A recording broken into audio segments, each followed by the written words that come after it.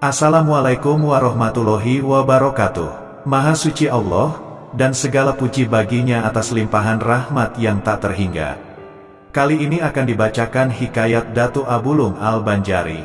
Syekh Abdul Hamid Abulung Al-Banjari atau lebih dikenal dengan Datuk Abulung, adalah salah satu ulama Banjar yang berpengaruh pada masanya. Ia adalah ulama yang pernah menggemparkan Kalimantan dengan paham wahdatul wujud. Ia dihukum mati oleh keputusan Sultan Tahmidillah, atas pertimbangan Syekh Muhammad Arsyad Al-Banjari yang waktu itu menjabat sebagai mufti besar. Riwayat singkat Syekh Abdul Hamid Abulung. Dalam sejarah pemikiran keagamaan di Kalimantan Selatan, pada abad ke-18 tersebutlah tiga tokoh yang ternama dan masyhur di tengah-tengah masyarakat waktu itu, yaitu 1. Syekh Abdul Hamid, dikenal dengan Datuk Abulung. 2. Syekh Muhammad Arsyad Al-Banjari, dikenal dengan Datuk Kalampayan. 3. Syekh Muhammad Nafis bin Idris bin Al-Husain, dikenal dengan Datuk Nafis. Pada masa pemerintahan Sultan Tahilullah, Syekh Abdul Hamid Muda dan Syekh Muhammad Arsyad Al-Banjari keduanya sama-sama diberangkatkan ke Mekah Al-Mukarramah untuk menuntut ilmu agama. Tidak diketahui dengan jelas berapa lama, kepada siapa saja dan ilmu apa saja yang beliau pelajari di Tanah Suci Mekah Al-Mukarramah. Saat kepulangan dari menuntut ilmu pun tidak diketahui pula kapan waktunya. Sepulang dari menuntut ilmu di Tanah Suci Mekah, Syekh Abdul Hamid Abulung mulai mengajarkan ilmu-ilmu yang sudah didapatnya dari guru-guru beliau di Tanah Suci Mekah Al-Mukarramah. Sampai sekarang belum ditemukan ahli sejarah yang menulis atau mencatat dengan jelas tentang riwayat hidup Syekh Abdul Hamid Abulung atau yang dikenal juga dengan sebutan Datuk Abulung. Diberi gelar dengan Datuk Abulung karena ia tinggal dan dimakamkan di desa Abulung, Martapura. Namun, cerita yang didapatkan tentang hal ihwal beliau ini hanya melalui penuturan atau cerita dari beberapa tokoh masyarakat, yang didengar dari guru-guru atau orang-orang tua yang menceritakannya kembali secara turun-temurun.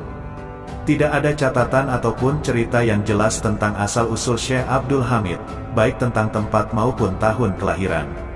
Silsilah keturunan, baik dari pihak bapak maupun ibu, keturunan, tempatnya dibesarkan, tempat tinggal dan tempat majelis pengajiannya, guru-guru dalam menuntut ilmu, kitab-kitab yang dipelajari maupun yang diajarkan serta murid-murid yang pernah menimba ilmu kepadanya.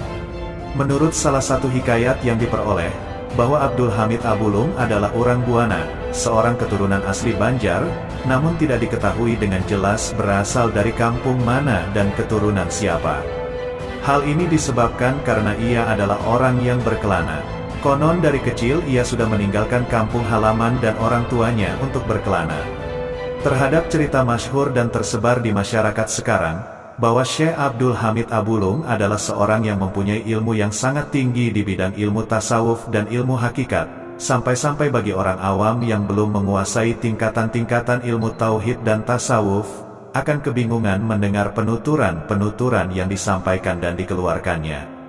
Bahkan sampai ada yang mengatakan, bahwa ia mengajarkan sekaligus menyebarkan satu paham yang menyesatkan.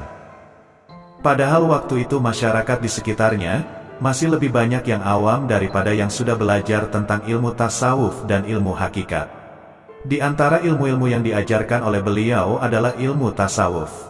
Namun ilmu tasawuf yang diajarkan beliau kepada orang awam sangat berlainan fahamnya dari pelajaran ilmu tasawuf yang telah dikenal dan dipelajari masyarakat sebelumnya.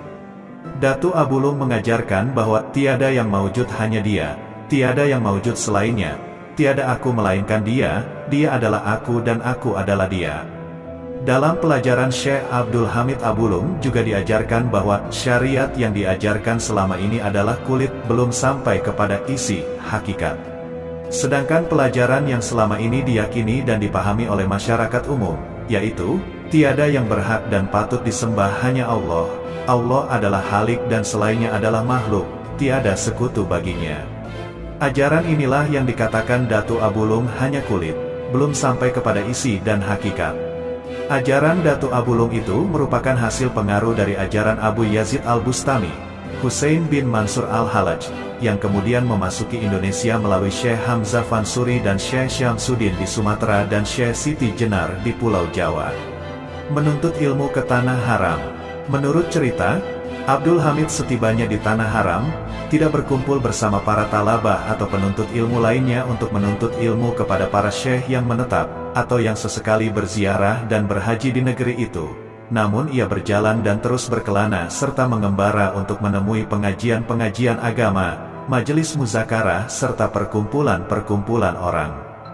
Dalam perjalanan itu, apabila bertemu dengan orang di suatu pengajian dan perkumpulan, ia akan bertanya kepada orang-orang tersebut, siapakah Tuhan Allah itu? Di manakah Tuhan Allah itu? Apa bedanya manusia dengan Tuhan Allah? Pertanyaan inilah yang selalu ditanyakan oleh Abdul Hamid kepada siapa saja yang ditemukannya dimanapun ia berada. Tidak ada catatan tentang guru-guru atau orang-orang yang pernah Abdul Hamid temui untuk belajar atau bertanya tentang berbagai masalah agama, terutama tentang ilmu tasawuf dan ilmu tauhid, berbeda dengan Muhammad Arsyad dan Muhammad Nafis yang dalam berbagai catatan ataupun riwayat yang menyatakan bahwa mereka pernah belajar kepada beberapa ulama yang terkenal pada masa itu. Kembali ke tanah air dan mengembangkan ilmunya. Tidak diketahui dengan jelas berapa tahun Syekh Abdul Hamid tinggal di Tanah Haram untuk menuntut ilmu, dan tidak diketahui pula tahun berapa ia kembali ke Tanah Banjar, karena kedatangannya ke kampungnya itu tidak melapor ke kerajaan yang dulu mengirimnya untuk menuntut ilmu ke Tanah Haram bersama Syekh Muhammad Arsyad. Pada masa pemerintahan Sultan Tahmidillah, pengajian keagamaan semakin marak. Hal ini dikarenakan banyaknya pengajian-pengajian secara umum di bidang keagamaan, namun kebanyakan para ulama saat mengadakan pengajian, sifatnya lebih banyak menekankan pada ketauhidan dan kesyariatan. Kesemarakan ini juga disebabkan adanya Syekh Abdul Hamid Abulung yang juga membuka pengajian. Namun pengajian Syekh Abdul Hamid Abulung memberikan pengajian yang lebih menekankan pada tasawuf ketauhidan. Kebanyakan akidah masyarakat Banjar pada ketika itu adalah akidah Ahlus Sunnah wal Jamaah, seperti yang telah diajarkan dan ditanamkan oleh pengajar Islam Kerajaan Banjar yang pertama yaitu Kiai Hatib Dayan. Akidah ini telah berurat berakar di dalam hati masyarakat Banjar. Namun keyakinan yang telah tertanam di masyarakat itu, terusik dengan tersebar dan tersiarnya ajaran Syekh Abdul Hamid Abulung yang menyatakan bahwa ajaran yang selama ini diberikan yaitu berupa tauhid dan syariat, hanyalah bagian luar atau ilmu kulit dari ilmu kesejatian atau hakikat, bukan ilmu yang sebenarnya. Mendengar semua itu, maka gemparlah masyarakat ketika itu, dan menjadi pembicaraan serta perbantahan dan perselisihan, sebab mereka merasa bahwa ajaran tersebut sangat berbeda dan bertolak belakang dengan ajaran yang selama ini mereka terima, yang disampaikan oleh para ulama dan para juru dakwah sejak zaman Kiai Hatib Dayan. Kegemparan masyarakat itu, akhirnya sampai juga ke telinga Sultan Tahmidullah, dan ia segera bertukar pendapat dengan para ulama pada saat itu. Untuk mengadakan penyelidikan dan mendengar langsung kabar tentang ajaran yang disampaikan oleh Syekh Abdul Hamid, maka Sultan memerintahkan agar Syekh Abdul Hamid Abulung dipanggil dan dihadirkan ke istana. Kemudian Sultan mengutus 2 orang pegawai istana untuk menemui Syekh Abdul Hamid Abulung di rumahnya, dan mengajaknya ke istana atas perintah Sultan. Sesampai di rumah Syekh Abdul Hamid Abulung, kedua utusan istana mengetuk pintu seraya memberi salam. "Assalamualaikum," ucap kedua utusan istana. "Waalaikumsalam," jawab Syekh Abdul Hamid. "Mari masuk dan silakan duduk," kata Syekh Abdul Hamid kepada kedua tamunya. "Terima kasih," jawab kedua utusan istana itu, sambil masuk dan duduk di hadapan Syekh Abdul Hamid. "Ada keperluan apa kalian datang ke rumahku ini?" tanya Syekh Abdul Hamid. "Begini Tuan, kami berdua diutus ke rumah Tuan Syekh Abdul Hamid untuk mengundang Tuan agar dapat hadir di istana sekarang," kata kedua utusan Sultan menerangkan maksud kedatangan mereka itu. "Maaf saudara, di sini tidak ada Abdul Hamid, di sini hanya ada Tuhan," jawab Syekh Abdul Hamid dengan mantap dan penuh wibawa. "Jadi bagaimana ini? Apa yang harus kami katakan kepada Sultan?" tanya kedua utusan tadi dengan perasaan bingung. "Katakan saja kepada Sultan bahwa di rumah ini tidak ada Abdul Hamid, yang ada hanya ada Tuhan," ucap Abdul Hamid. "Baiklah kalau begitu, akan kami katakan kepada Sultan seperti apa yang Tuan sarankan," kata kedua orang utusan istana itu sambil beranjak keluar dari rumah Syekh Abdul Hamid. Sesampai di istana, kedua orang utusan itu menyampaikan apa-apa yang mereka alami di rumah Syekh Abdul Hamid, dan mereka menyampaikan apa-apa yang dikatakannya, bahwa Syekh Abdul Hamid tidak ada dan yang ada hanya Tuhan. Mendengar jawaban tersebut, maka Sultan memerintahkan kedua orang utusannya kembali untuk memanggil dan mengundang Tuhan agar dapat hadir ke istana. Katakanlah kepadanya bahwa Tuhan dipanggil dan diundang ke istana oleh Sultan, perintah Sultan kepada kedua utusannya. Maka berangkat lagi kedua utusan istana itu ke rumah Syekh Abdul Hamid. Sesampainya kedua utusan tersebut di tempat tinggal Syekh Abdul Hamid, mereka kembali mengetuk pintu rumah Syekh Abdul Hamid. "Assalamualaikum," kedua utusan tersebut memberi salam. "Waalaikumsalam," terdengar jawaban Syekh Abdul Hamid. "Apakah ada keperluan lagi, sehingga kalian berdua kembali lagi datang ke sini?" lanjutnya. "Memang kami mempunyai keperluan yang amat sangat," sahut salah satu utusan. "Kami diperintahkan Sultan untuk memanggil Tuhan dan mengundangnya datang ke istana," sambung utusan tadi.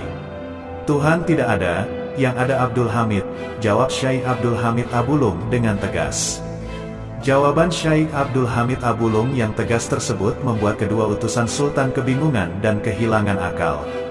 Kali ini kedua utusan Sultan harus kembali kecewa karena gagal menghadirkan Syekh Abdul Hamid Abulum ke istana, disebabkan jawabannya yang menyatakan bahwa Tuhan tidak ada, yang ada hanya Abdul Hamid. Dari jawaban tersebut timbullah masalah yang sangat pelik yang dihadapi Sultan. Sultan pun segera meminta pendapat para ulama. Setelah bertukar pendapat dengan Sultan, mendengar beberapa kesaksian dan meneliti serta menelaah beberapa kitab yang muktamad, akhirnya para ulama berkesimpulan bahwa ajaran yang disampaikan Syekh Abdul Hamid Abulum dapat menyesatkan keyakinan dan akidah masyarakat awam, dapat membawa kesyirikan dan merusak kehidupan keagamaan.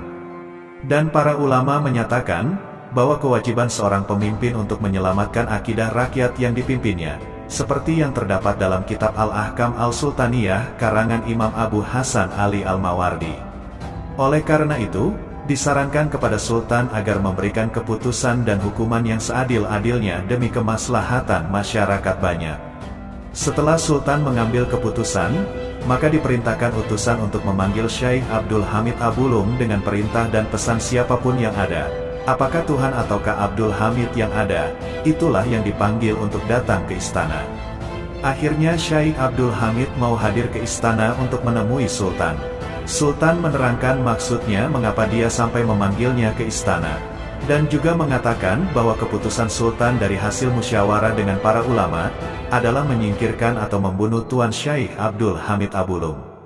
"Saya tidak akan mengubah keyakinan saya, karena saya yakin seyakin-yakinnya bahwa apa yang saya ajarkan itu tidak sesat seperti yang disangka orang, karena kemungkinan besar mereka belum memahami dan belum mengerti dengan ilmu yang saya ajarkan saat ini," ucapnya dengan tegas. "Saya akan hadapi apapun resikonya atas apa yang saya lakukan dan saya yakini, dan saya tidak akan mundur setapak dan sejengkal pun walaupun berbagai ancaman dan hukuman yang akan ditimpakan kepada saya, karena saya yakin makhluk apapun yang ada di dunia ini tidak akan memberi bekas kepada saya, baik api, tanah, air, dan makhluk lainnya," sambung Abdul Hamid dengan mantap. Akhirnya Abdul Hamid Abulum dimasukkan ke dalam keranjang yang terbuat dari besi yang sangat berat. Ukuran kerangkeng besi tersebut dibuat seukuran dengan tubuh, hanya cukup untuk berdiri. Kemudian bersama dengan kerangkeng itu, Abdul Hamid Abulum dibenamkan ke dasar sungai di Lok Buntar, sekitar 15 km dari makamnya sekarang, yaitu di desa Sungai Batang Martapura. Tanpa diketahui orang, suatu keanehan terjadi. Apabila waktu subuh telah tiba, kurungan besi yang sangat berat itu muncul di permukaan air sungai, dan Syekh Abdul Hamid melaksanakan kefarduan salat subuh di atas air dan keluar dari kurungan besi. Setelah selesai melakukan ibadahnya, beliau masuk kembali ke dalam kurungan besi itu, dan kurungan besi yang berat tersebut perlahan tenggelam kembali ke dasar sungai.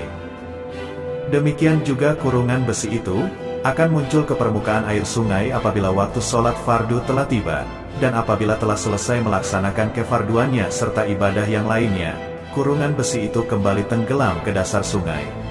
Pada suatu malam menjelang waktu subuh, 10 orang pencari ikan menjala di sekitar sungai tempat Syekh Abdul Hamid Abulum ditenggelamkan. Pada saat asyik-asyiknya mereka mencari ikan, samar-samar mereka mendengar suara azan. Perlahan-lahan mereka mendekati sumber suara azan tersebut, dari kejauhan mereka melihat keganjilan dan keanehan yang terjadi pada diri Syekh Abdul Hamid Abulung. Sejak melihat keganjilan tersebut, mereka mengangkat beliau menjadi guru mereka. Dari beliau mereka belajar berbagai ilmu pengetahuan agama Islam. Setelah direndam beberapa lama di air, Datuk Abulung tidak juga mati. Bahkan terjadi peristiwa ajaib, yaitu bila tiba waktu sholat, beliau keluar dari kurungan dan melakukan sholat di atas air. Peristiwa ini terjadi berulang-ulang, maka Sultan memerintahkan punggawanya untuk mengangkat dan mengeluarkannya kemudian membawanya ke istana untuk menemuinya. Namun sebelum Syekh Abdul Hamid Abulung datang ke istana, Sultan melakukan siasat untuk menjebaknya di perjalanan dengan meletakkan perangkap di tempat Syekh Abdul Hamid lewat. Kemudian Sultan memerintahkan punggawanya untuk membawa Syekh Abdul Hamid kembali ke istana.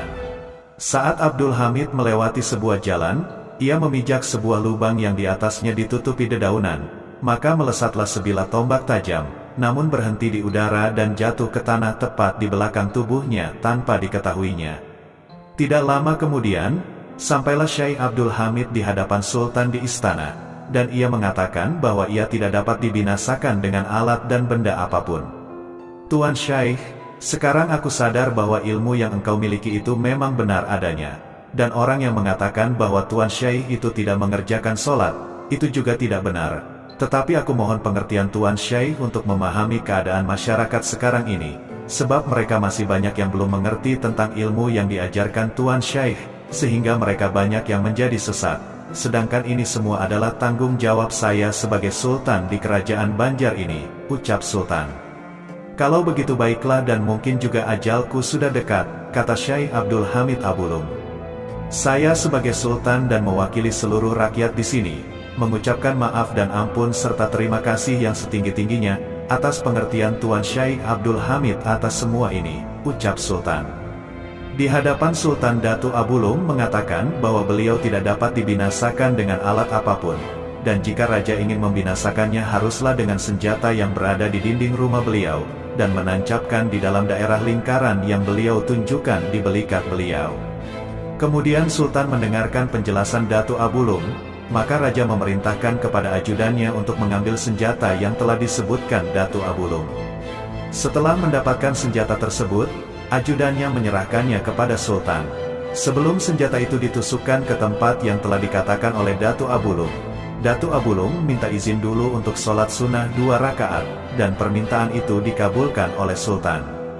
Setelah Datuk Abulung sholat 2 rakaat, senjata tersebut ditusukkan di tempat yang sudah beliau tunjukkan, maka memancarlah darah segar dari situ. Namun yang sangat aneh dan mengagumkan adalah, bahwa dari ceceran darah segar tersebut bergerak perlahan-lahan dan membentuk sebuah tulisan. Tulisan tersebut secara perlahan-lahan pula menjadi sebuah kalimat, La ilaha illallah Muhammadar Rasulullah, tidak ada Tuhan selain Allah, dan Muhammad adalah utusan Allah. Sultan dan orang-orang yang menyaksikan kejadian tersebut tercengang, serta terkagum-kagum sambil mengucapkan, Inna lillahi wa inna ilaihi rojiun. Dengan kejadian tersebut, terbuktilah bahwasanya ajaran yang disebarkan oleh Datuk Abulung tidaklah sesat, dengan kata lain ajarannya sesuai saja dengan kaidah Islam. Akan tetapi ajaran tersebut sudah menduduki tahap yang paling tinggi, yang apabila dipelajari oleh orang awam bisa terjadi kesalahpahaman atau sesat. Kemudian Sultan Tahmidullah II yang memerintah periode tahun 1761 sampai tahun 1801, membangun Masjid Jami Syekh Abdul Hamid Abulung sebagai bentuk penebusan dosa, karena telah memerintahkan para algojor raja untuk mengeksekusi Datuk Abulung. Demikian, kisah ini dimuat di wiyonggoputih.blogspot.com.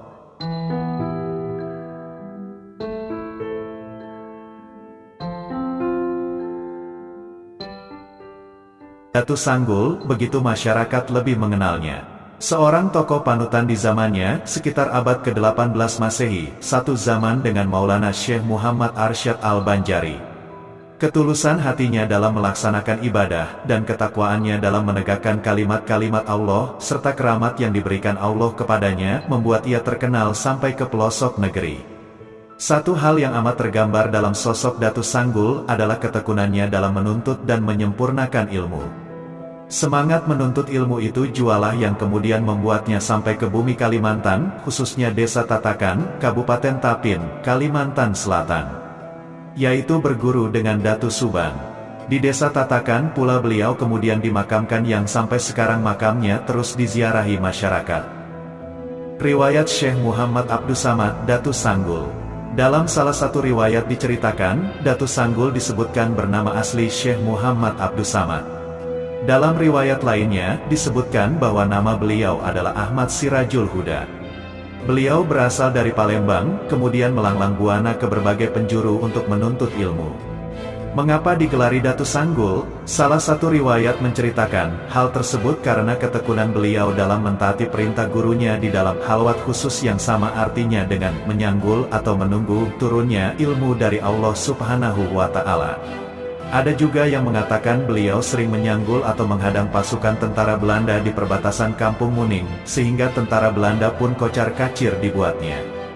Versi lainnya lagi menyebutkan, gelar Datu Sanggul itu karena kegemaran beliau menyanggul, menunggu, binatang buruan. Ada juga yang mengatakan rambut beliau yang panjang dan selalu disanggul, digelung. Datu Sanggul sangat terkenal pula dengan syair-syairnya yang begitu puitis dan penuh makna. Salah satu syair yang sangat terkenal adalah syair pantun, Saraba Ampat. Syair tersebut berbahasa Banjar yang syarat dengan pelajaran tasawuf. Di antara petikan syair tersebut berbunyi, Allah jadikan Saraba Ampat, syariat tarikat hakikat marifat, menjadi satu di dalam halwat. Rasa nyamannya tiada tersurat. Kemudian, ada lagi syair lain yang berbunyi, Riau-riau padang si bundan, di sana padang si tamu-tamu. Rindu dendam tengadah bulan, di hadapan Allah kita bertemu. Syair itu dilantunkan Datu Sanggul saat muncul dari tengah sungai dan berjalan di atas air dengan tenangnya tanpa basah sama sekali terkecuali pada anggota wudhu. Karomah Syekh Muhammad Abdus Samad, Datu Sanggul. Selalu salat Jumat di Mekah. Beliau mempunyai banyak kelebihan. Selalu salat Jumat di Mekah dan menjadi murid Nabi Khidir. Pada waktu itu, di kerajaan Banjar yang masyarakatnya sangat menjunjung tinggi nilai agama, mewajibkan bagi laki-laki yang sudah akil balik atau sudah dewasa untuk melaksanakan salat Jumat di masjid kampung masing-masing. Kalau tidak melaksanakan kewajiban tersebut, akan didenda. Dalam riwayat, Datu Sanggul dipercayai memiliki keramat melaksanakan salat Jumat di Masjidil Haram setiap Jumatnya. Karena itu, setiap hari Jumat itu pun beliau harus membayar denda kepada kerajaan sampai habis harta beliau, hingga suatu saat yang tertinggal hanya kuantan dan landai, alat untuk memasak nasi dan sayuran. Dalam kondisi itu, setelah didesak oleh istri beliau karena tidak ada lagi barang yang bisa dipakai untuk membayar denda, Datu Sanggul akhirnya berjanji untuk melaksanakan salat Jumat di masjid kampungnya. Kala itu, sungai di kampungnya sedang meluap dan hampir terjadi banjir lantaran hujan yang sangat lebat pada malam harinya. Di saat para jamaah sedang berwudu di pinggir sungai, tiba-tiba Datu Sanggul datang dan langsung terjun ke sungai yang sedang meluap tersebut. Beliau bercebur lengkap dengan pakaiannya. Orang-orang berteriak dan menjadi gempar.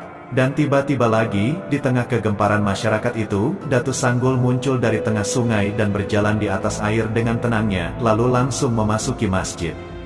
Lebih mengherankan, pakaian beliau tidak basah sama sekali, kecuali anggota wudunya. Masyarakat semakin terkejut, tatkala imam mengangkat takbir memulai salat Jumat diikuti jamaah lain, Datu Sanggul hanya melantunkan syair tadi. Riau-riau padang si bundan, di sana padang si tamu-tamu. Rindu dendam tengadah bulan, di hadapan Allah kita bertemu. Allahu Akbar. Bersamaan ucapan Allahu Akbar itu, tubuh beliau mengawang-awang hingga selesai orang mengerjakan salat Jumat. Melihat keadaan Datu Sanggul yang demikian, orang-orang yang berada di masjid semakin keheranan. Aku tadi salat di Mekah. Kebetulan di sana ada selamatan dan aku meminta sedikit, mari kita cicipi bersama walau sedikit, kata Datu Sanggul di saat orang-orang masih keheranan. Sejak saat itulah, masyarakat percaya sepenuhnya bahwa Datu Sanggul adalah seorang waliullah. Barang-barang Datu Sanggul yang semula disita pun dikembalikan oleh kerajaan. Dalam riwayat lagi, keramat Datu Sanggul ini pun dibuktikan Datu Kalampayan, Syekh Muhammad Arsyad Al-Banjari. Pada suatu hari Jumat di kota Mekah, Datu Kalampayan ada di sana. Sewaktu di Masjid Mekah untuk melaksanakan salat Jumat berjamaah, Datuk Kalampayan melihat seseorang sembahyang di dekatnya. Beliau tertarik untuk mengetahui, karena orang itu mengenakan baju palimbangan hitam dan celana hitam serta memakai laung. Datuk Kalampayan yakin bahwa itu bukan orang-orang Mekah, karena orang-orang Mekah tidak ada yang berpakaian demikian. Pakaian seperti itu hanya dipakai oleh orang Banjar atau orang Tanah Jawa. Dan peristiwa itu dilihat Datuk Kalampayan selama beberapa kali Jumat. Tidak salah lagi, ini pasti orang Banjar, ujar Datuk Kalampayan kala itu. Lalu, Datuk Kalampayan mengulurkan tangannya, kemudian mereka bersalaman. Tak puas bertemu di masjid, Datuk Kalampayan membawa orang itu ke rumahnya. Syekh Muhammad Arsyad lalu bertanya dan dijawab orang tersebut bahwa ia bernama Datu Sanggul. Datuk Kalampayan bertanya pula, saudara ini orang mana, asal negeri mana dan sudah berapa lama tinggal di Mekah? Datu Sanggul menjawab pertanyaan itu dengan senyum. Saya setiap Jumat datang ke sini untuk bersembahyang, dan aku berasal dari Banjar. Tempat diamku di Banjar. Jelasnya Tatakan, ujarnya. Jauh juga, kalau begitu melewati Martapura, Kayu Tangi. Melalui tempat tinggalku. Itu sangat jauh. Jika demikian dengan apa kemari setiap Jumat, ujar Datuk Kalampayan bertanya. Datu Sanggul pun menjawab, aku tidak memakai apa-apa. Hanya karena hendak kemari saja, dan kebetulan Allah Subhanahu wa Ta'ala memberikan kekuatan kepadaku, sehingga aku sampai ke sini. Terpikir dalam hati Datuk Kalampayan tentang kedatangan Datu Sanggul itu, apakah ia memang masih waras atau orang yang terganggu pikirannya. Jawaban Datu Sanggul tadi dirasanya tak masuk akal sehat. Sebab mungkinkah jarak yang demikian jauhnya antara Tatakan dan Mekah bisa dicapai hanya dalam waktu begitu singkat dan bahkan tidak memakai apa-apa. Namun dari dialek bahasanya, Datuk Kalampayan yakin bahwa Datu Sanggul adalah berasal dari Banjar. Untuk menguji ketidakpercayaannya itu, Datuk Kalampayan pun kemudian berkata kepada Datu Sanggul, kalau betul engkau pulang pergi dari Tatakan ke sini, coba tolong hari Jumat yang akan datang bawakan aku oleh-oleh dari kampung. Aku sudah sangat lama tidak pulang. Mungkin sudah mencapai waktu 30 tahun. Selama ini aku selalu berada di Mekah, tak pernah kemana-mana. Nah, kira-kira musim buah apa di kampung kita? Bawakan kemari untukku, terutama di Martapura sekarang ini musim apa kiranya, ujar Datuk Kalampayan. Datu Sanggul lalu berdiri di depan jendela. Tangannya dilambaikannya keluar jendela. Ketika ia menarik kembali tangannya, ada sebiji durian dan kuini. Nah, Datuk Kayu Tangi ambil durian dan kuini ini. Ini datang dari Sungkai, kata Datu Sanggul. Buah itu diterima Datuk Kalampayan, dan diperiksa masih ada getah dari tangkai kuini itu. Sama seperti baru dipetik dari samping rumah. Durian dan kuini tersebut masak pula. Segera Datuk Kalampayan mengupas dan memakannya. Memang betul durian dan kuini. Di Mekah kedua buah tersebut tidak ada. Kuini Jawa saja tidak terdapat kecuali jenis asam-asaman lain. Dan suatu saat Datuk Kalampayan kembali ke tanah Banjar, ia semakin kaget karena ada buah kuini dari kerajaan Banjar yang tiba-tiba menghilang. Rupanya, buah kuini itulah yang dipetikkan Datu Sanggul untuk Datuk Kalampayan. Sejak pertemuan awal itu, Datu Sanggul dan Datuk Kalampayan semakin sering bertemu di setiap salat Jumat. Dan karena sering bertemu, maka terjalinlah persahabatan antara keduanya. Sering Datu Sanggul dibawa ke kediaman Syekh Muhammad Arsyad. Datu Sanggul pun tidak pernah menolak. Dari persahabatan keduanya ini pula kemudian ada satu kitab yang dikenal kitab Barencong, yakni kitab yang dibagi dua secara diagonal. Satu bagian dipegang oleh Datu Kalampayan, dan sebagian lainnya dibawa oleh Datu Sanggul. Syekh Abdus Samad sering membagi daging binatang rusa dan kijang kepada penduduk Dusun Muning, Kalimantan Selatan, tempat tinggalnya.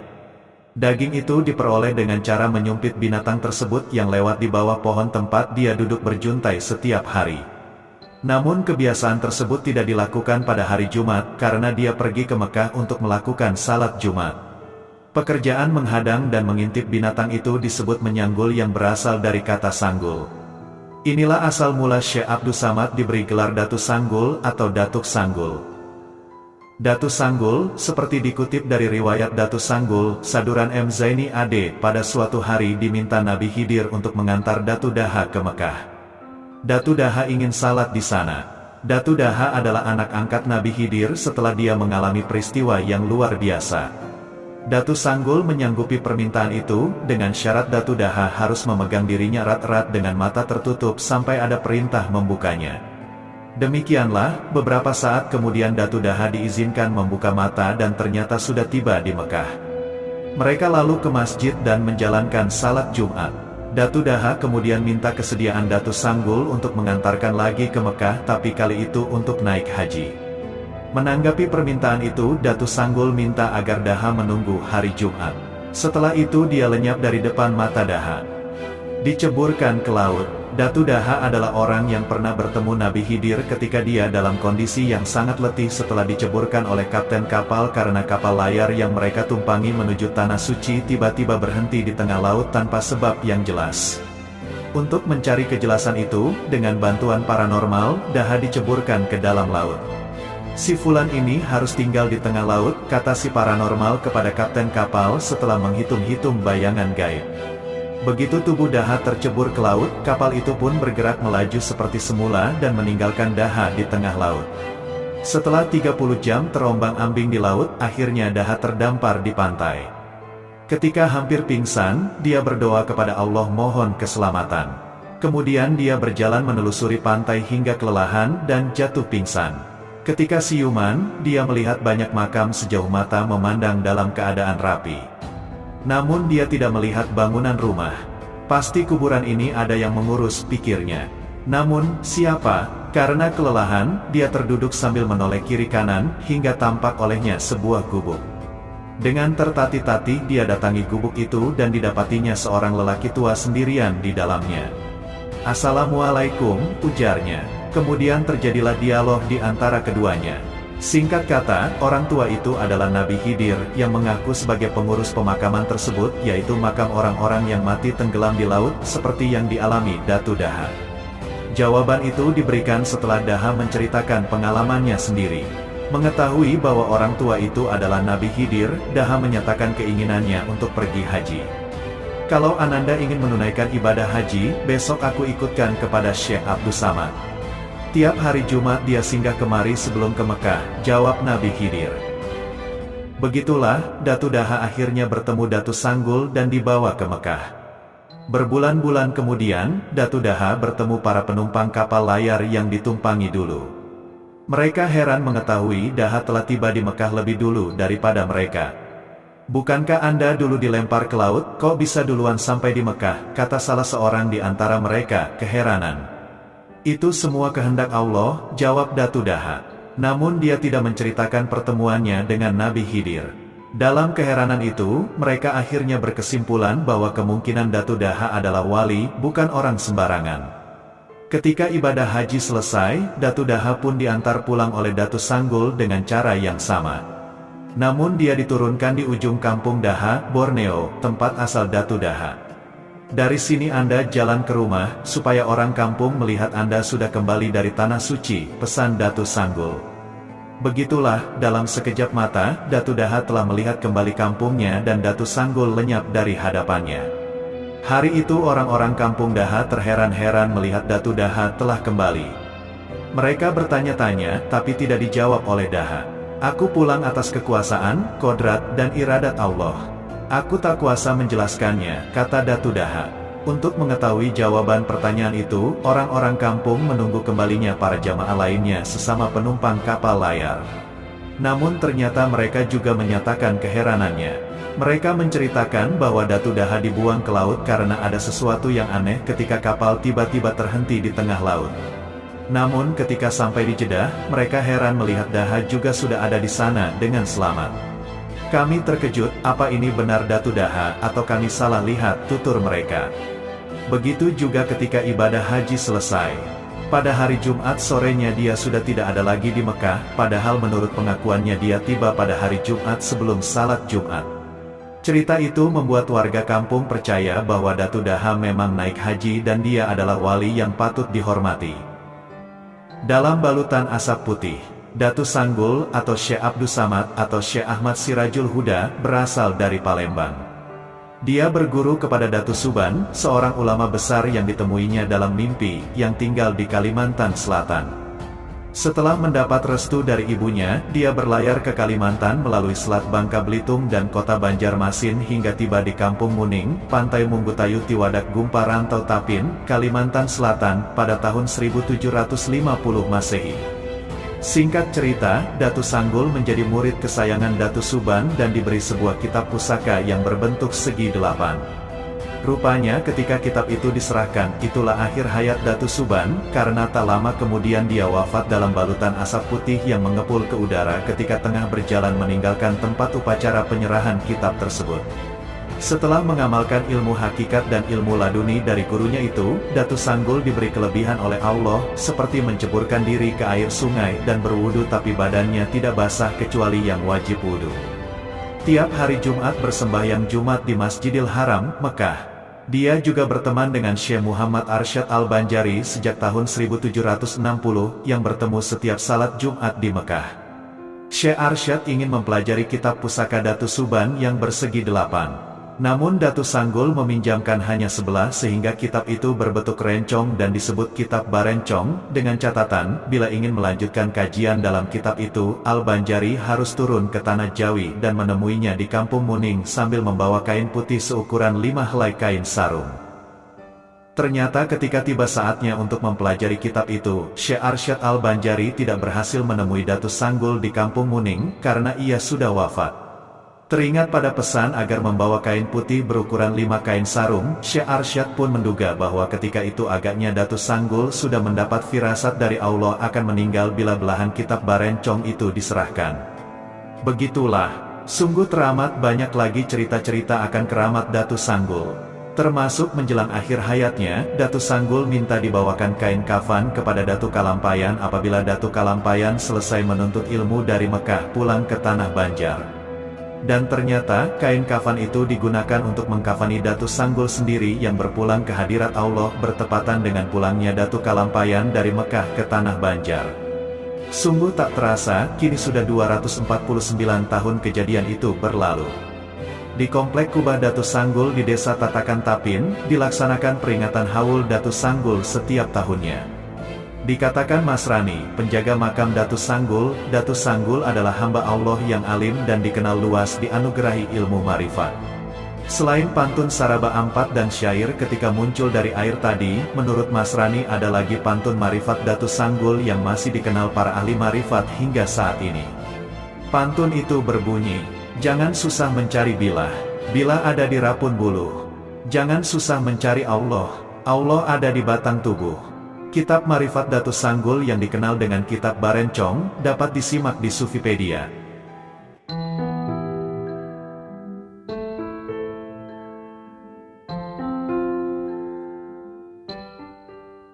Assalamualaikum warahmatullahi wabarakatuh. Berjumpa lagi dengan Rio Fulana. Semoga kita semua senantiasa dalam lindungan Allah Subhanahu wa Ta'ala. Berikut akan diuraikan kisah Syekh Muhammad Arsyad Al-Banjari dan beberapa karomahnya. Kisah ini dikutip dari berbagai sumber diantaranya koranbanjar.net dan lainnya. Berikut uraiannya. Syekh Muhammad Arsyad Al-Banjari, ulama besar asal Tanah Banjar yang juga dikenal dengan sebutan Datuk Kelampayan. Ulama besar yang melahirkan nasab para ulama besar di Kalimantan Selatan, salah satunya Syekh Muhammad Zaini bin Abdul Ghani atau guru sekumpul ini memiliki kisah sejarah yang menjadi teladan bagi masyarakat. Dari sekian banyak kisah sejarah yang menarik, kisah pertautan cinta putri Syekh Muhammad Arsyad Al-Banjari yang bernama Fatimah dengan Syekh Abdul Wahab Bugis juga menjadi kisah yang sangat fenomenal. Selama menuntut ilmu di Masjidil Haram Mekah, Syekh Muhammad Arsyad Al-Banjari dipertemukan dengan 3 sahabat sesama penuntut ilmu, seperti Syekh Abdus Samad Al-Falimbani, Syekh Abdurrahman Misri Al-Jawi, dan Syekh Abdul Wahab Bugis, sehingga mereka dikenal sebagai 4 serangkai dari Tanah Jawi. Dikisahkan, sebelum pulang dari menuntut ilmu, keempat sahabat ini sepakat untuk berhaji ke Tanah Suci Mekah. Ketika itu, tanpa disangka Syekh Muhammad Arsyad bertemu dengan adik kandungnya, Zainal Abidin bin Abdullah yang sedang menunaikan ibadah haji. Kemudian, adiknya membawa kabar bahwa anak dia yaitu Fatimah sudah beranjak dewasa dan sang anak menitipkan cincin kepada dia. Melihat hal demikian, 3 sahabat Syekh Muhammad Arsyad masing-masing mengajukan lamaran untuk memperistri anak dia. Setelah berpikir lama, Syekh Muhammad Arsyad memutuskan untuk mengundi lamaran yang akan diterima. Hasil pengundian ternyata lamaran Syekh Abdul Wahab Bugis yang diterima. Dari situlah terjalin pertautan cinta antara putri Syekh Muhammad Arsyad Al-Banjari dengan Syekh Abdul Wahab Bugis. Setelah menerima lamaran Syekh Abdul Wahab Bugis, kemudian Syekh Muhammad Arsyad Al-Banjari melaksanakan ijab kabul pernikahan antara Syekh Abdul Wahab Bugis dengan Fatimah binti Syekh Muhammad Arsyad. Pernikahan langsung dilaksanakan Syekh Muhammad Arsyad sambil disaksikan dua sahabat lainnya. Syekh Muhammad Arsyad Al-Banjari bin Abdullah bin Abdurrahman Al-Banjari, lahir di desa Lok Gabang, tanggal 17 Maret tahun 1710, meninggal di dalam pagar, tanggal 3 Oktober tahun 1812 pada umur 102 tahun. Dia ulama Banjar, ulama fikih yang bermazhab Imam Syafi'i. Syekh Muhammad Arsyad Al-Banjari berasal dari kota Martapura, Kabupaten Banjar, Kalimantan Selatan. Dia hidup pada masa tahun 1122 sampai tahun 1227 Hijriah. Dia disebut juga Haji Besar dan mendapat julukan Anumerta Datuk Kalampayan. Syekh Muhammad Arsyad Al-Banjari pengarang kitab Sabilal Muhtadin yang banyak menjadi rujukan bagi banyak pemeluk agama Islam di Asia Tenggara. Sejak dilahirkan, Muhammad Arsyad melewatkan masa kecil di desa kelahirannya Lok Gabang, Martapura. Sebagaimana anak-anak pada umumnya, Muhammad Arsyad bergaul dan bermain dengan teman-temannya. Namun pada diri Muhammad Arsyad sudah terlihat kecerdasan melebihi dari teman-temannya. Begitu pula akhlak budi pekertinya yang halus dan sangat menyukai keindahan. Di antara kepandaiannya adalah seni melukis dan seni tulis. Sehingga siapa saja yang melihat hasil lukisannya akan kagum dan terpukau. Pada saat Sultan Tahlilullah sedang berkunjung ke kampung Lok Gabang, Sultan melihat hasil lukisan Muhammad Arsyad yang masih berumur 7 tahun. Terkesan akan kejadian itu, maka Sultan meminta pada orang tuanya agar anak tersebut sebaiknya tinggal di istana untuk belajar bersama dengan anak-anak dan cucu Sultan. Di istana, Muhammad Arsyad tumbuh menjadi anak yang berakhlak mulia, ramah, penurut, dan hormat kepada yang lebih tua. Seluruh penghuni istana menyayanginya dengan kasih sayang. Sultan sangat memperhatikan pendidikan Muhammad Arsyad karena Sultan mengharapkan Muhammad Arsyad kelak menjadi pemimpin yang alim. Ia mendapat pendidikan penuh di istana sehingga usia mencapai 30 tahun. Kemudian ia dikawinkan dengan seorang perempuan bernama Tuan Bajut. Ketika istrinya mengandung anak yang pertama, terlintaslah di hati Muhammad Arsyad suatu keinginan yang kuat untuk menuntut ilmu di tanah suci Mekah. Maka disampaikannya hasrat hatinya kepada sang istri tercinta. Meskipun dengan berat hati mengingat usia pernikahan mereka yang masih muda, akhirnya istrinya mengamini niat suci sang suami dan mendukungnya dalam meraih cita-cita. Maka, setelah mendapat restu dari Sultan berangkatlah Muhammad Arsyad ke tanah suci mewujudkan cita-citanya. Derayan air mata dan untayan doa mengiringi kepergiannya. Di tanah suci, Muhammad Arsyad mengaji kepada masyayikh terkemuka pada masa itu. Di antara guru dia adalah Syekh Athoillah bin Ahmad Al-Misri, Al-Faqih Syekh Muhammad bin Sulaiman Al-Kurdi, dan Al-Arif Billah Syekh Muhammad bin Abdul Karim Al-Saman Al-Hasani Al-Madani. Syekh yang disebutkan terakhir adalah guru Muhammad Arsyad di bidang tasawuf. Di bawah bimbingannya lah Muhammad Arsyad melakukan suluk dan halwat, sehingga mendapat ijazah darinya dengan kedudukan sebagai khalifah. Selain itu guru-guru Muhammad Arsyad yang lain seperti Syekh Ahmad bin Abdul Munim Ad-Damanhuri, Syekh Muhammad Murtada bin Muhammad Az-Zabidi, Syekh Hasan bin Ahmad Al-Yamani, Syekh Salem bin Abdullah Al-Basri, Syekh Sidik bin Umar Han, Syekh Abdullah bin Hijazi Asy-Syarkawi, Syekh Abdurrahman bin Abdul Aziz Al-Maghrabi, Syekh Abdurrahman bin Sulaiman Al-Ahdal, Syekh Abdurrahman bin Abdul Mubin Al-Fatani, Syekh Abdul Ghani bin Muhammad Hilal, Syekh Abis As-Sandi, Syekh Abdul Wahab At-Tantawi, Syekh Abdullah Mirgani, Syekh Muhammad bin Ahmad Al-Jauhari, dan Syekh Muhammad Zain bin Faqih Jalaluddin Aceh. Setelah lebih kurang 35 tahun menuntut ilmu di Mekah dan Madinah, timbullah niat untuk menuntut ilmu ke Mesir.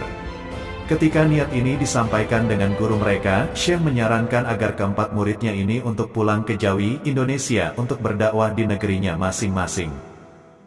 Maka bertolaklah keempat putra Nusantara ini menuju kampung halaman. Memasuki wilayah Nusantara, mula-mula mereka singgah di Sumatera yaitu di Palembang, kampung halaman Syekh Abdus Samad Al-Falimbani. Kemudian perjalanan dilanjutkan menuju Betawi, yaitu kampung halaman Syekh Abdurrahman Misri.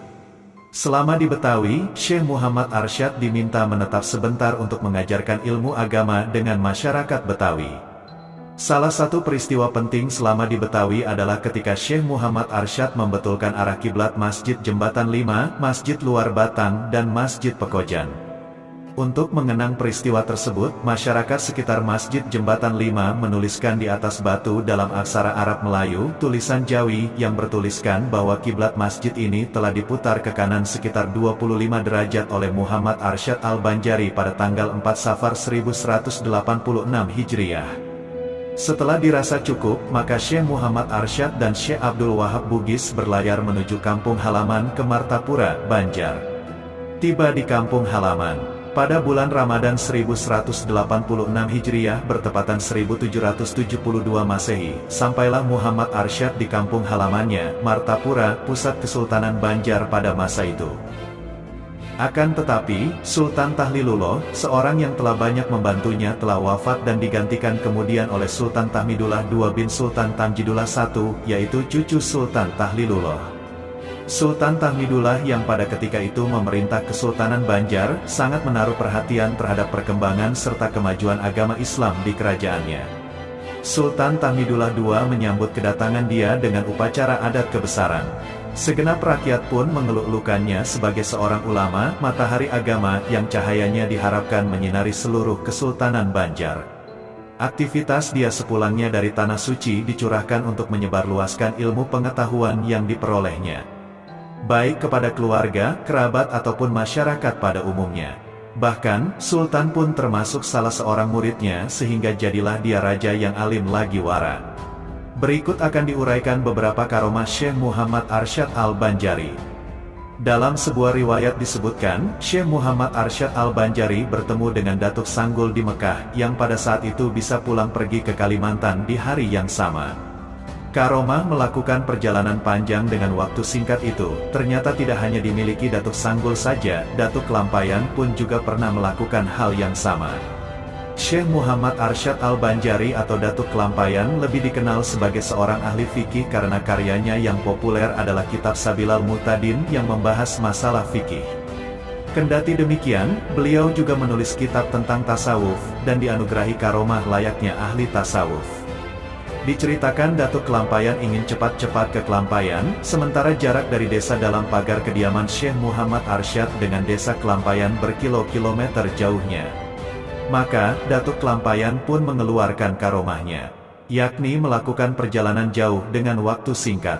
Dari Munggu, gundukan tanah itu, Datuk menghilang dan langsung tiba di Kelampayan.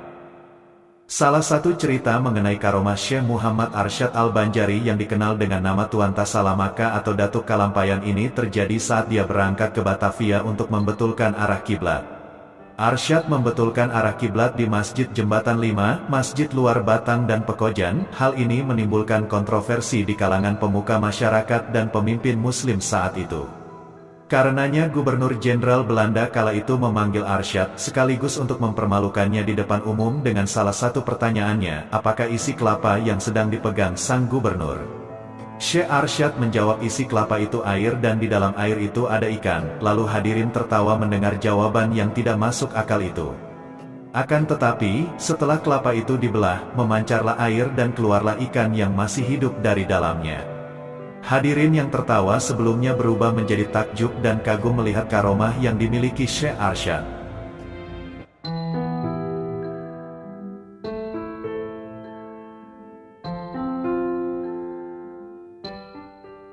Assalamualaikum warahmatullahi wabarakatuh. Segala puji bagi Allah, Tuhan seru sekalian alam. Dengan menyebut nama Allah yang Maha Pengasih, Maha Penyayang. Kali ini akan dibacakan hikayat Datu Suban Tapin, yang mana hikayat ini dimuat di wiyonggoputih.blogspot.com. Datu Suban sering disebut juga Datu Syaiban Ibnu Zakaria Zulkifli dengan ibunda bernama Maisyarah. Beliau hidup di Kampung Muning Tatakan Kabupaten Tapin Rantau Kalimantan Selatan. Beliau semasa hidupnya mempunyai martabat tinggi dan mulia, peramah dan paling disegani. Datu Suban atau Datu Sumiran atau Datu Syaiban adalah penduduk asli Kampung Tatakan. Beliau hidup bersama seorang istri, tinggal di Pantai Munggu Karikil, Rantau. Karena sangat miskinnya, setiap harinya beliau hanya makan ubi kayu. Namun kemiskinan bukanlah penghalang bagi beliau untuk mengajarkan ilmu-ilmu yang beliau miliki.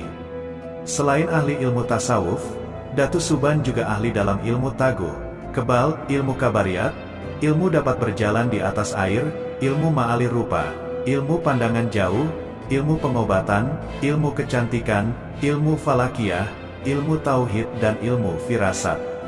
Dengan ilmu yang dimiliki beliau itulah, banyak orang berdatangan dari berbagai daerah untuk menuntut ilmu-ilmu tersebut kepada beliau. Murid beliau yang terkenal ada 13. 1. Datu Murakat. 2. Datu Taming Karsa. 3. Datu Niang Talib. 4. Datu Karipis. 5. Datu Ganun. 6. Datu Argi. 7. Datu Ungku. 8. Datu Labaiduliman. 9. Datu Harun. 10. Datu Arsanaya. 11. Datu Rangga. 12. Datu Galuh Diang Bulan. 13. Datu Sanggul. Datu Suban mulai mengajarkan dan menerangkan isinya, dan masing-masing datu mengambil ilmu yang cocok untuk diri mereka. Menurut riwayatnya, Datu Murakat yang merupakan murid tertua dan pertama, mengambil ilmu andalan yaitu ilmu kepahlawanan agar disegani orang. Sebagaimana diceritakan, apabila ada orang yang berniat jahat terhadapnya, maksud jahat orang tersebut tidak akan mengenainya, tubuhnya kebal, tidak mempan senjata yang terbuat dari besi. Datu Taming Karsa murid yang kedua, mengambil ilmu panglima kelasikaran yang tiada lawan kehebatannya, bergelar Singajaya. Mempunyai andalan ilmu pangkima kelasikaran, supaya gagah perkasa di medan perang. Ia diangkat menjadi panglima dalam beberapa peperangan saat melawan penjajah Belanda. Datu Niang Talib murid yang ketiga, mengambil ilmu kabariyat dunia. Jika beliau menghentakkan kaki, maka orang akan terkulai lemah tak berdaya dan sampai sekarang beliau masih hidup sebagai penguasa alam gaib hutan Pulau Kadap. Datu Karipis murid yang keempat, mengambil ilmu kuat dan dapat berjalan di atas air. Juga memiliki ilmu tahan dibakar dan kebal terhadap berbagai macam senjata. Datu Ganun murid yang kelima, mengambil ilmu kesempurnaan dan kejayaan, dapat mengkloning atau menggandakan diri hingga 4. Mempelajari ilmu kesempurnaan dan kejayaan, dapat merubah diri menjadi 4 tubuh sekaligus yang rupa dan bentuknya sama dan sulit diketahui mana tubuh yang asli. Datu Argi murid yang keenam, mengambil ilmu kesempurnaan dunia akhirat. Datu Ungku murid yang ketujuh, mengambil ilmu kabariyat dunia. Dengan sekali tepuk tangan saja semua orang akan roboh tak berdaya. Datu Labaiduliman murid yang ke-8, mengambil ilmu ahli huruf, ilmu falakiyah, penterjemah dan dapat mengetahui isi alam, punya kelebihan khusus di antara murid-murid lainnya di bidang ilmu falakiyah, ilmu membaca dan menafsirkan huruf, ahli di bidang perbintangan dan mengetahui isi alam. Konon, ia dapat mengetahui kapan turunnya hujan, kapan jatuhnya dedaunan dari dahannya dan sebagainya. Datu Harun murid yang ke-9, mengambil ilmu kebal, lebih cenderung mengambil ilmu dunia, seperti ilmu kebal, kuat perkasa dan badannya keras bagai besi. Datu Arsanaya murid yang ke-10, mulanya suka menzalimi, kemudian dengan kebijakan dan didikan Datu Suban ia bertobat, dapat ilmu yang sempurna, akhirnya dia menjadi orang yang soleh. Datu Angga mengambil ilmu kabariyat dunia semata-mata, mempelajari ilmu kewibawaan dan ilmu dunia, seperti kepanglimaan, kekebalan dan lainnya. Datu Galuh Diang Bulan mengambil ilmu kecantikan atau awet muda. Beliau mempunyai keahlian untuk bermandi-mandi supaya awet muda dan cantik. Datu Sanggul merupakan murid yang paling akhir, dan kemudian menerima ilmu. Tetapi, ilmu yang beliau dapat adalah ilmu yang paling sempurna yaitu ilmu makrifatnya kepada Allah Subhanahu wa Ta'ala. Di antara ilmu-ilmu yang selalu diajarkan dalam setiap kesempatan, beliau selalu mengajarkan ilmu mengenal diri, ilmu marifat, dengan tarekat, memusyahadahkan Nur Muhammad. Hal ini tidaklah mengherankan, karena sebelum Datu Suban mengajarkan ajaran makrifat melalui tarekat Nur Muhammad ini, seorang ulama Banjar yaitu Syekh Ahmad Syamsuddin Al-Banjari telah menulis asal kejadian Nur Muhammad itu, yang naskahnya ditemukan oleh seorang orientalis bangsa Belanda R.O. Winnestedt. Di antara ilmu-ilmu yang selalu beliau ajarkan atau tak pernah ditinggal dalam setiap pemberian pelajaran, adalah ilmu mengenal diri, ilmu marifat, dengan tarekat memusyahadahkan Nur Muhammad. Menurut beliau, untuk mengenal diri itu terlebih dahulu harus tahu arti diri, yaitu 1. Apa arti diri tajali?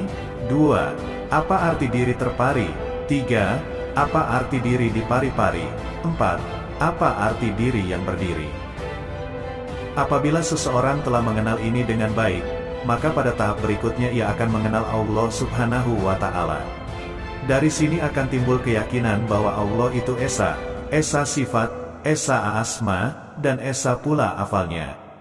Datu Suban dikenal sebagai salah seorang wali Allah. Beliau memiliki karamah kasyaf, yaitu terbukanya tabir rahasia bagi beliau, sehingga dapat mengetahui peristiwa yang akan terjadi. Seperti beliau sudah tahu bahwa akan kedatangan tamu manusia raksasa, Datu Nuraya, dapat pula mengetahui sampai di mana kemampuan murid-muridnya dalam menerima ilmu yang diberikannya, seperti akan menyerahkan kitab pusaka. Kitab tersebut beliau serahkan kepada Abdus Samad, Datu Sanggul, murid paling akhir yang ikut belajar kepada beliau. Menurut pandangan kasyaf beliau, hanya Abdus Samadlah yang dapat menerima, mengamalkan, serta mengajarkannya, sedang murid-muridnya yang lain tidak mampu. Karamah atau kesaktian lain yang beliau miliki adalah, beliau dapat mengetahui akan tibanya ajal beliau.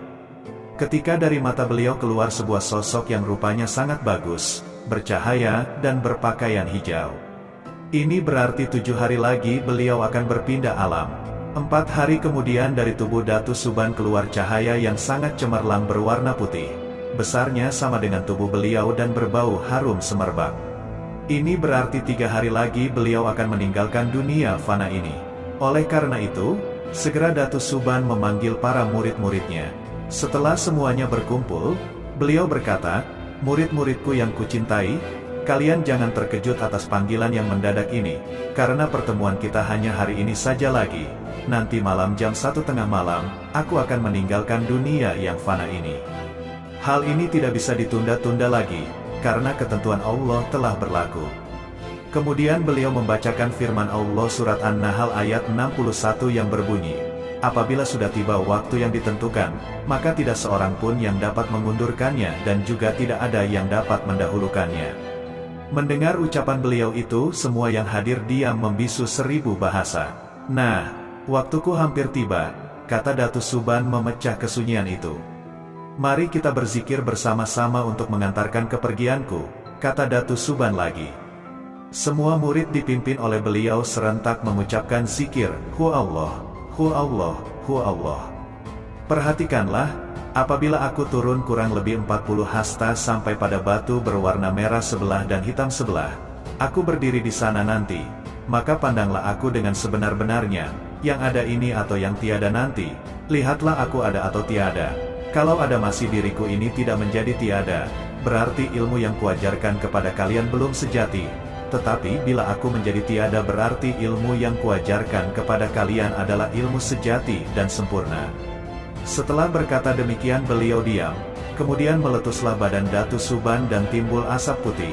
Hilang asap putih timbul cahaya, nur, yang memancar-mancar sampai ke atas ufuk yang tinggi, kemudian lenyap ditelan kemunculan cahaya rembulan.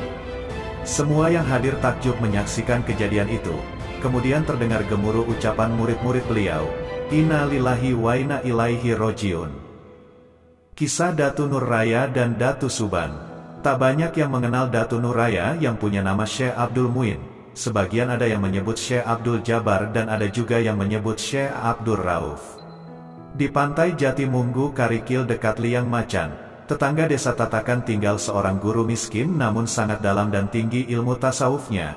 Beliau adalah Datu Suban. Karena kemiskinan beliau dan istri hanya makan singkong setiap harinya.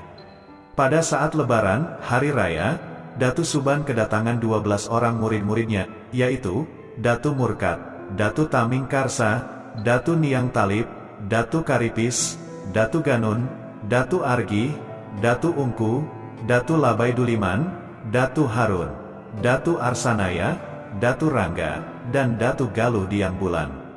Ketika sedang menikmati hidangan yang disediakan tuan rumah, tiba-tiba datang seorang yang bertubuh sangat besar. Serta-merta mereka terkejut dan segera mengambil tombak dan parang untuk menghadang orang tersebut. "Assalamualaikum warahmatullahi wabarakatuh," kata orang besar tersebut sambil mendekat. "Waalaikumsalam warahmatullahi wabarakatuh," jawab para datu. Lalu Datu Suban berkata kepada murid-muridnya, bahwa orang yang memberi salam itu insya Allah akan berniat baik dan tidak membahayakan. "Maaf, siapa saudara yang datang dan dari mana asalmu serta apa maksud saudara?" tanya Datu Suban. Si raksasa hanya menjawab dengan ucapan, "La ilaha illallah." Setiap Datu Suban bertanya selalu dijawabnya dengan kalimat tauhid, "La ilaha illallah." Hingga 7 kali ditanya dan dijawab dengan 7 kali zikir tauhid itu. Setelah 7 kali zikir tersebut, tiba-tiba raksasa itu ambruk. Lalu para datu menghampiri dan memeriksanya. Ternyata orang besar itu telah meninggal dunia. Serempak mereka berujar, "Inna lillahi wa inna ilaihi roji'un." Melihat keadaan yang demikian, para datu yang berjumlah 13 orang tadi bingung. Bagaimana cara memandikan dan menguburkannya? Jangankan untuk memandikan dan menguburkannya, mengangkat saja sudah susah. Apalagi saat itu musim kemarau panjang, biasanya tanah sangat keras, sedang lubang untuk penguburan harus lebar dan panjang, dan untuk memandikannya juga diperlukan air yang sangat banyak. Konon, di tengah kebingungan para datu, tiba-tiba hujan lebat turun dan ketika mereka mengangkat jenazah dengan mengerahkan tenaga penuh, ternyata tubuh orang besar itu sangat ringan, hanya seperti segumpal kapas. Serentak mereka berseru, "Subhanallah." Sebelum mereka mewaradunya, membersihkan mayat itu, Datu Suban menemukan sebuah tas selempang dari dalam pakaiannya. Setelah membukanya ternyata terdapat sebuah kitab yang akhirnya terkenal dengan sebutan Kitab Barencong. Para datu mulai membagi tugas. Membersihkan mayat ialah Datu Argi, Datu Niang Talib, Datu Ganun, Datu Labaiduliman, Datu Ungku, sedangkan Datu Karipis bertugas mencari batu nisan dari batu alam. Sedang yang lain membuat lubang kubur di Gunung Munggu Karikil dekat Munggu Tayuh. Konon lubang yang digali tidak cukup untuk mengubur jenazah itu, terpaksa kakinya harus dilipat sehingga tubuhnya seperti huruf Hamzah. Pada hari ke-7 setelah meninggalnya raksasa itu, Datu Suban membuka kitab yang ditemukan pada jenazah tersebut di hadapan 12 muridnya sambil mengucap Bismillahirrohmanirrohim. Ternyata berisi bermacam-macam khasiat ilmu dunia dan akhirat. Akhirnya orang besar raksasa tersebut diberi nama Nuraya, karena dia datang pada hari raya dan wafat pada hari itu juga, dan sesuai dengan badannya yang besar seperti raya. Nur Raya berarti pembawa cahaya yang sangat luas seperti raya. Dengan panjang kuburnya kurang lebih 60 meter, dengan kaki dilipat, kalau tidak dilipat mungkin bisa sampai 100 meter, dan lebar kurang lebih 6 meter.